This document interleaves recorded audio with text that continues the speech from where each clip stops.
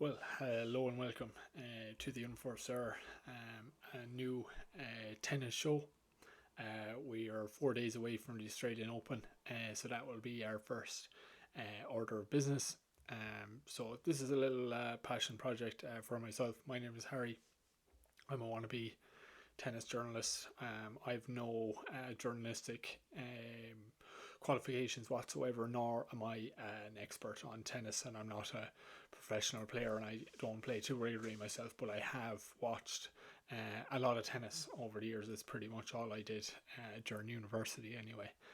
And my love for the game is as close to pure as it could be, considering the age I'm at. So this is the every man and every woman's guide, if you like, to the game, hoping to do a little show kind of based around the majors and bring the kind of latest updates and maybe the odd insight or something like that. But just to kind of chat tennis and revel in the joy of the game, and hopefully shed light on some of its kind of unsung heroes, and bring the athletes' stories to life, because I think it's an underrated game. And I'm hoping that 2023 will be the year of tennis in many ways. I suppose most years are, an avid fan would say. Yeah, so I suppose one or two things before I talk anymore. This isn't financial advice. I don't want you going betting the house on some of the picks and predictions or whatever. If you want to bet, go for it, and if you don't, and do it when you're comfortable and all that, and be aware and all that. But this is not betting advice, or this is not financial advice. So, I just want to put that out there. Not that you are too eager anyway. And I suppose then, in terms of journalistically, people talk about bias the whole time. So I would just say off the bat that on the women's side, my favourite player is Ariana Sabalenka. I love her style of play. I think she's seated fifth in the world at the minute, and I've just really fallen in love with her the past couple of years, and I love the courage she shows on court, and so I'd be kind of willing her on. I'd really like to see her win a big tournament this year. So just when you hear me talking about her, I'd say take it with a pinch of salt, because knowing that I do want her to win. And speaking of love, on the men's side, I've a deep affection for Rafael Nadal, as many people do. So similar to Sabalenka, I'll be kind of willing him on as much as humanly possible in for my personal preference anyway.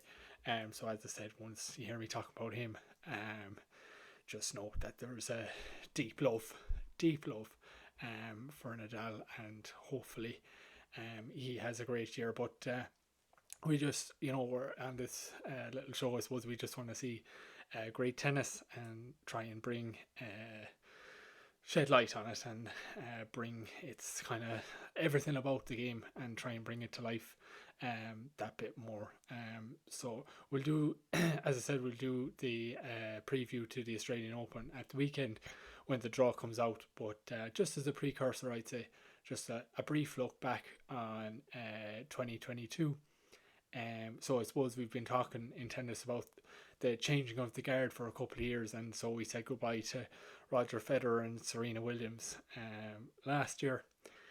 So it doesn't get much bigger than that. Two of arguably the greatest of all time, and certainly if you're going by majors alone, Serena with 24 Grand Slams, I think it is, she finished on, which is absolutely incredible. So, and I suppose a lot of people have a lot of love for Roger, and got many people into the games, and look, many people who idolise him are now playing against him, and are now on tour. So that just shows the longevity and the impact the man had on the sport. So he'll be dearly missed. And I know he was kind of struggling with injuries the past year or so, so he was kind of in and out himself. But now it's a different field. He's definitely gone, and he's definitely not coming back.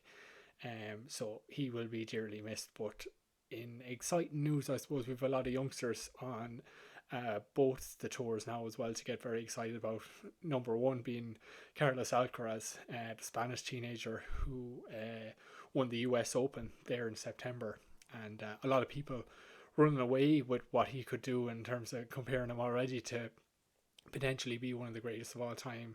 And you can see why people were running away. He's for a young guy, he's very complete, he's very physical, and doesn't seem to have too many weaknesses in his game. Unfortunately, now, just immediately the Australian Open, we're not going to see him there. He picked up an injury in training, but it's a long year ahead, and we're going to see a lot of him this year, and we're going to see a lot of him for a long time. And I guess on the men's side as well, I suppose a few years ago we were expecting the likes of Tsitsipas and Zverev to come through when there was that gap between the top three and the rest, and we were expecting them to bridge that gap a lot quicker than it probably did happen. But that gap seems to be dwindling now, because you've got this group where Zverev and Tsitsipas are still part of that group, but you've got Jannik Sinner, you've got the likes of Alcaraz, Tiafoe, and there's a few guys there, Casper Ruud, and who that gap is certainly, no, I know there's top two now, but that gap is certainly not what it used to be. There's still definitely a class divide in the top one or two than the rest, but it's certainly a lot more open than it used to be.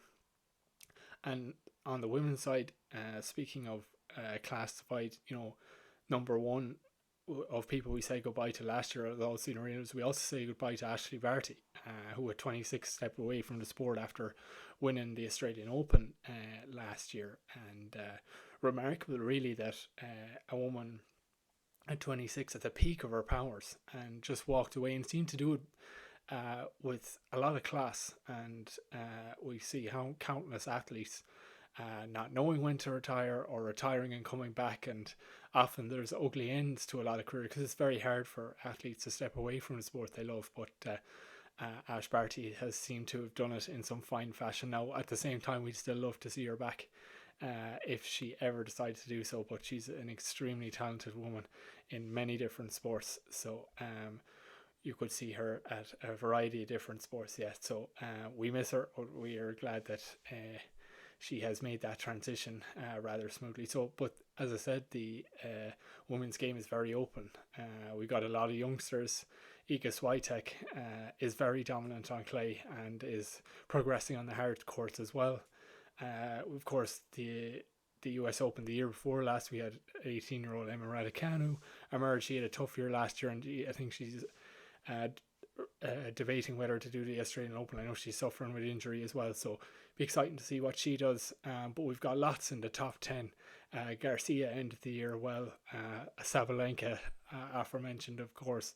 Ons Jabeur, Rybolenka, there's many different major winners over the past 2 years even that could share it out again this year. So it's very open. It's very exciting. And I suppose the main themes are if anyone will dominate, who will dominate, and then I suppose on the men's side, it's that the race between Djokovic and Nadal as well to see who will finish on the most Grand Slams. So off the court then, in terms of the tennis world, we've got a big documentary coming out on Netflix this weekend that brings you kind of behind the scenes. I think they followed the tour last year, and I think 5 episodes of that is coming out of the weekend, so that's going to be interesting, and see if it's the same producers as the guys who did the F1 series that was hugely popular and did a lot for that sport. So be interesting to see what that does for tennis. And also in the movie business, in August we're expecting a film from Luca Guadagnino, director of Call Me By Your Name and To The Bone and other things, on a romantic movie based around a tennis player and a coach, I believe, and I believe Zendaya is starring in it. So you've got one of the best filmmakers working today and one of the biggest movie stars who hopefully, no doubt, romanticize the sport. And for anyone who believed that romance and tennis always went hand in hand, well, we will see in August. But there's lots to be excited for, both on and off the court. So hopefully, as I said, this will be a year of great tennis. And that's it until the preview. And like I said, this is just a passion project. The production value is going to be fairly low. This will be just going up on YouTube. I haven't produced the audio quite yet, so unfortunately you'll have to look at the screen, or you can turn it on and listen elsewhere or whatever you like to do. But hopefully we'll be developing the social media accounts and hopefully developing a vlog and stuff like that down the line. But as we go here, this is going to be the production of it. And yeah, I hope this will just be a quick escape at the end of a day or at the start of a day. And let's enjoy the tennis. So yeah, we'll see you at the weekend.